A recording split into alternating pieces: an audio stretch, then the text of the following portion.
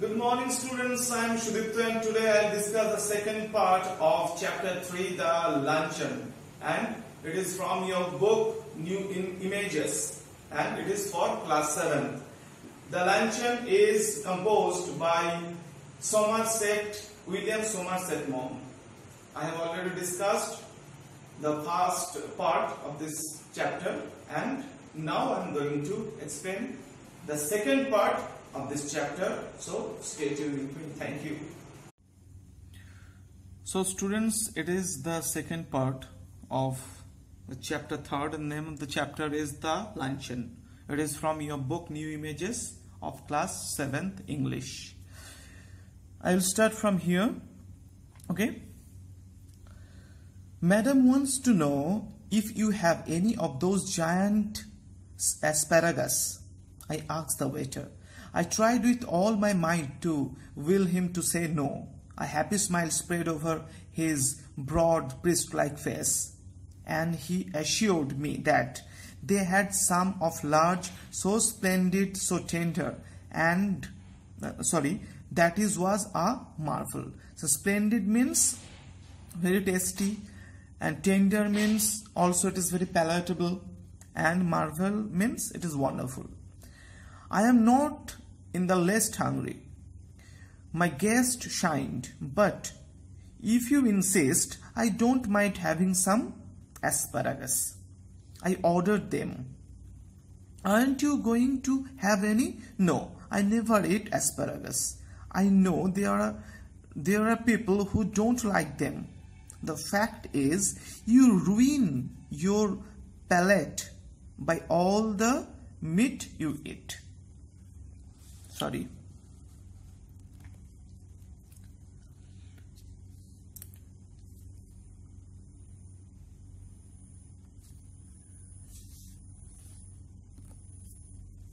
I know there are people who don't like them. The fact is, you ruin your palate by all the meat you eat. Palate means taste. We waited for the asparagus to be cooked. Panic seized me. Seized means grabbed me. It was not a question now of how much money I should have left over for the rest of the month, but whether I had enough to pay the bill. It would be mortifying. Mortifying means embarrassing, at a loss, to find myself 10 francs short and be obliged to borrow from my guest.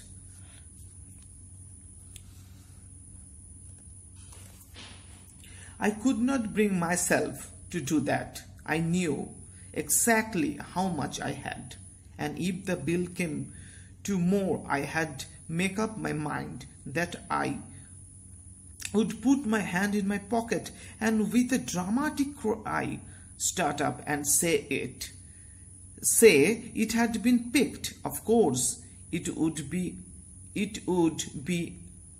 awkward if she had not money enough either to pay the bill.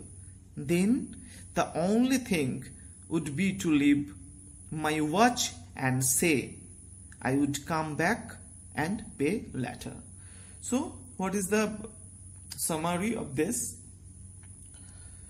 We saw that in the previous part that the fan was very greedy.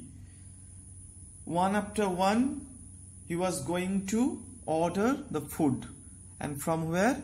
It is Fortress. The Fortress was very expensive restaurant. Okay.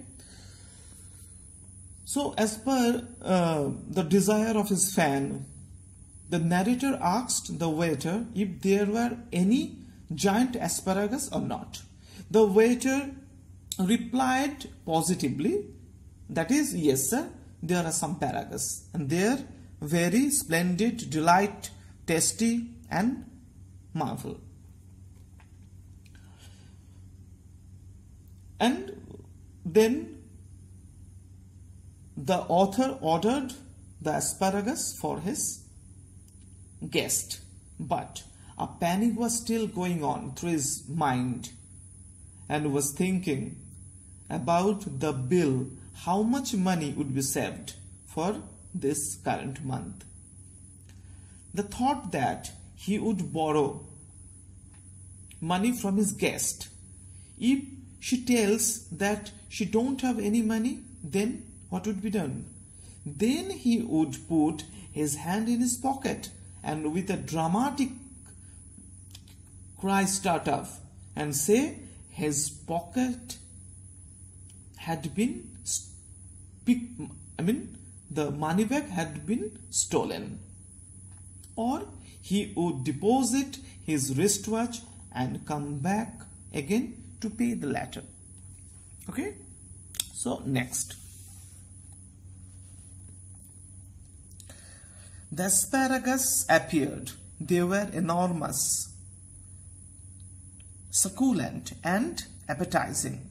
The smell of the melting butter tickled my nostril as the nostril of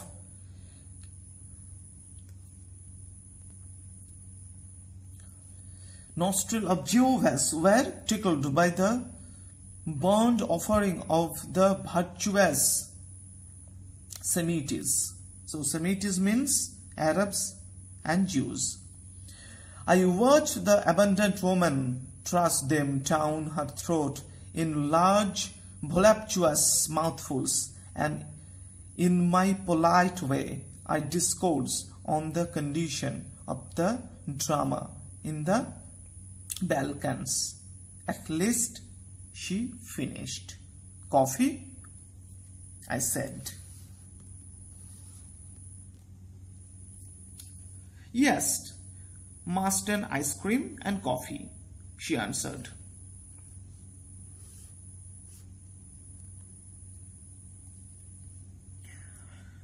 I was past crying now, so I ordered coffee for myself and an ice cream and coffee for her.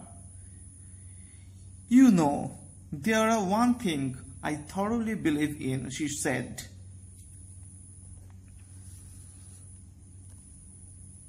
As she ate the ice cream, one must always get up from a meal feeling one could eat a little more. Are you still hungry? I asked faintly. Oh no, I am not hungry.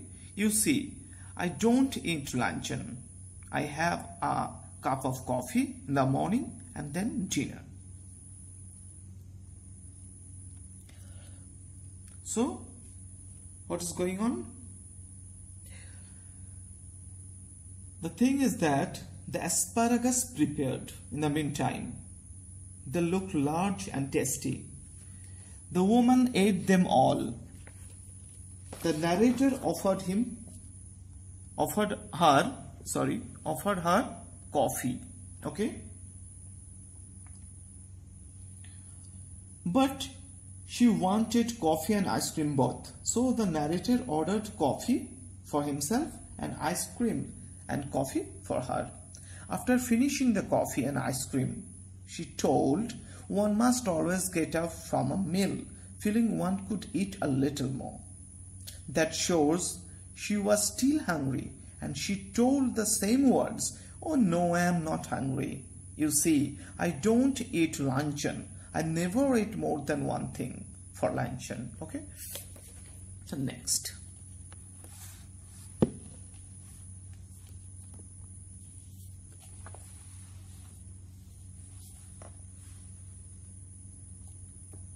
I never eat more than one thing for luncheon.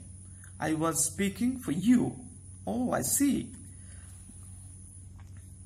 Then a terrible thing happened. While we were waiting for the coffee, the head waiter, with an ingratituating smile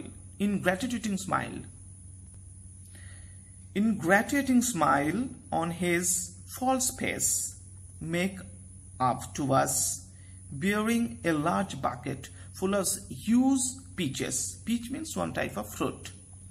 They had the blush of an innocent girl. They had the rich tone of an Italian landscape. But surely peaches were not in the season, then Lord know what they cost. I knew too that they cost a little later for my guest. Doing on with her conversation, absent-mindedly took one. You see, you have filled your stomach with a lot of meat. My one miserable little chop. And you can't eat any more. But I have just had a snack and I shall enjoy a peach. The bill came and then I paid it. I found that I had only enough for a quite inadequate tip. Her eyes rested for an instant of the 3 francs I left for the waiter, and I knew that she thought me mean. Mean means unkind.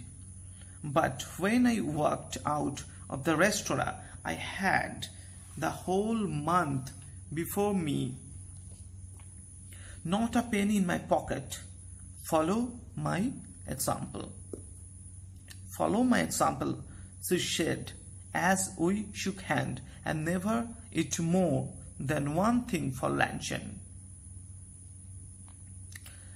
I'll do better than that, I retorted. I will eat nothing for dinner tonight. Humorist, she cried gaily, jumping into a cab. You are quite a humorist, but I have had my revenge at last. I do not believe that I am a vindictive man. But when the immortal gods take a hand in the matter, it is pardonable to observe the result with complacency. Today she weighs 21 stone. 21 stone means 133.356 kg. So it was the story there. And now I am going to tell the summary of this last passage. So what happened? She ate up all these things. She ate up everything such as salmon, caviar, white wine, champagne, asparagus, coffee, ice cream, everything. Okay? And what happened next? The terrible thing happened.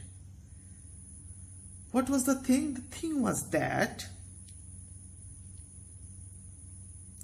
the head waiter came to them bearing a large basket for huge peaches with a great smile on his face. The narrator, amazed that this was not the time of peaches. Peach is one type of fruit. This was the off-season and the peaches would be very costly or expensive. The woman told a very ridiculous speech that she just had a snack and she wanted to enjoy the peach. Okay. Finally, the bill came. It was 77 francs. Only 3 francs were left for the tip. He shook hand and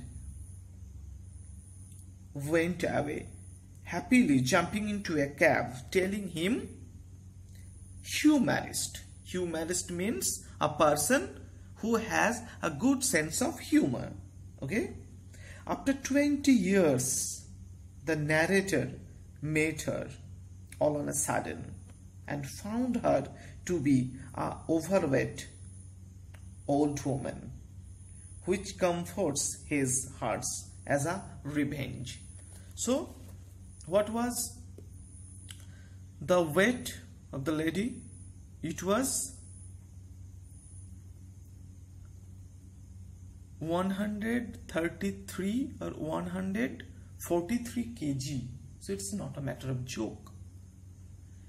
So with this lesson, this chapter is closed. I think it will be helpful for you students. So this is all for now. Thank you.